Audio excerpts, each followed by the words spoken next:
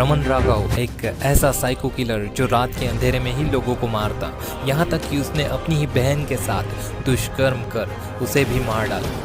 1960 के दशक में रमन राघव ने 3 साल तक लगातार लोगों के कत्ल किए, जिसके कारण से पूरे मुंबई शहर में दहशत का माहौल बन गया था। जितने भी लोग राघव के शिकार हुए थे वे सभी शहर के उत्तरीय उपनगरीय इलाकों के गरीब, फुटपाथ पर सोने वाले या झोपड़ियों में रहने वाले लोग थे।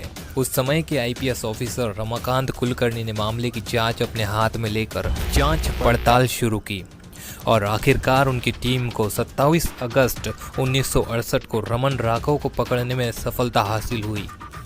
उनके मुताबिक शिकार हुए लोगों पर तब हमला हुआ था जब वो रात के समय सो रहे थे।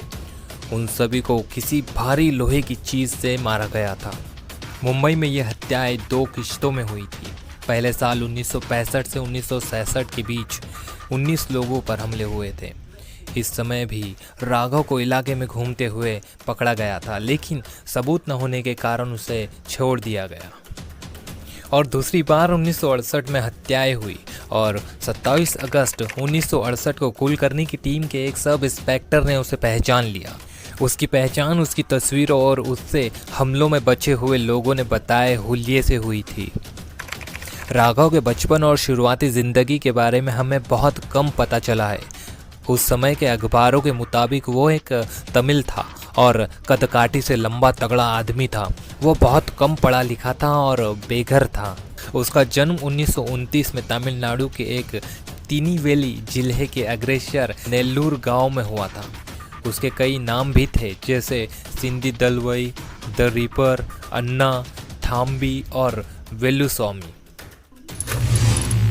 रमाकांत कुलकर्णी 1990 में महाराष्ट्र पुलिस के मुखिया के पद से रिटायर हो गए और 2005 में उनकी मृत्यु हो गई।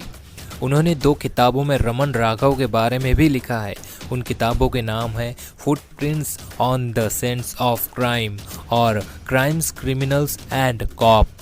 रमाकांत कुलकर्णी बताते हैं कि यह हत्याएं बिना किसी बदले की भावना से किए गए थे, लेकिन जिनकी भी हत्याएं हुई उन्हें बेहद ही बुरी तरीके से मारा गया था। जब राघव से पूछा गया तो उसने कहा, मैंने यह सारी हत्याएं भगवान के आदेश पर किए हैं। एक पुलिस ऑफिसर ने ऐसे ही राघव से पूछ लिया था कि उसे कुछ चाहिए तो नहीं, तो राघव ने उस समय जल्दी से कहा था मुर्गी। उसे चिकन खिलाया गया और फिर से पूछा गया कि उसे कुछ चाहिए तो नहीं। तब उसने इच्छा जाहिर की कि उसे सेक्स करना है, लेकिन यह चीज़ें हिरासत में गैरकानूनी थी, इसीलिए उसे नहीं दिया गया। फिर राघव ने बालों में लगाने वाले तेल, कंघी और आईने से ही संतुष्टि की। उसने मज़े लेते हुए पूरे शरीर में नारियल का तेल लगाया, अपने बालों को संवारा और आईने में खुद को बड़े गर्व से देखा।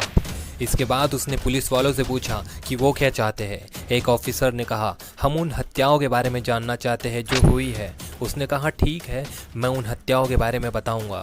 इसके बाद उसने पुलिस ऑफिसर्स को वहां लेकर गया जहां उसने हथियार छुपा कर रखे थे। वहां उसने लोहे की रॉड, चाकू और अन्य चीज़ें भी दी। रमन राघव ने मजिस्ट्रेट के सामने अपने कबूलनामे में 41 लोगों की हत्या की बात मानी। हालांकि पुलिस का मानना था कि यह संख्या काफ़ी अधिक थी। उसने अपने बयान में बताया कि उसने यह हत्याएं स्वेच्छा से भगवान के निर्देश पे की है। सुनवाई के दौरान राघव के वकीलों ने उसे निर्दोष बताया और कहा कि वो यह नहीं जानता कि क्या सही है और क्या गलत।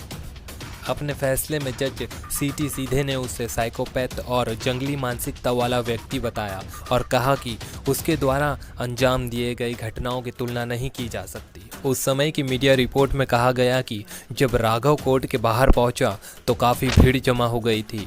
उन्होंने शोर मचाकर, सीटी बजाकर और हंसी उड़ाकर उसका स्वागत किया और राघव ने मुस्कुराते हुए एटीट्यूड के साथ भीड़ को जवाब भी दिया। उसके अपराध के तरीकों से, जिस तरह उसने क्रूरता से हत्याएं की, लेकिन उसके बावजूद भी राघव ने फैसले के खिलाफ अपील नहीं की, इसीलिए वो फांसी से बच गया। राघव को पुणे के यरवाड़ा जेल में बंद किया गया। 18 साल तक एकांत कैद में बिताने के बाद 1987 में हाईकोर्ट ने उसकी मौत की सज़ा को आजीवन कारावास में बदल दिया गया और 7 अप्रैल 1995 में 67 साल की उम्र में उसकी किडनी खराब होने के कारण उसकी मृत्यु हो गई। तो आपको यह वीडियो कैसा लगा आप हमें कमेंट करके ज़रूर बताएं। मिलते हैं फिर अगले वीडियो में।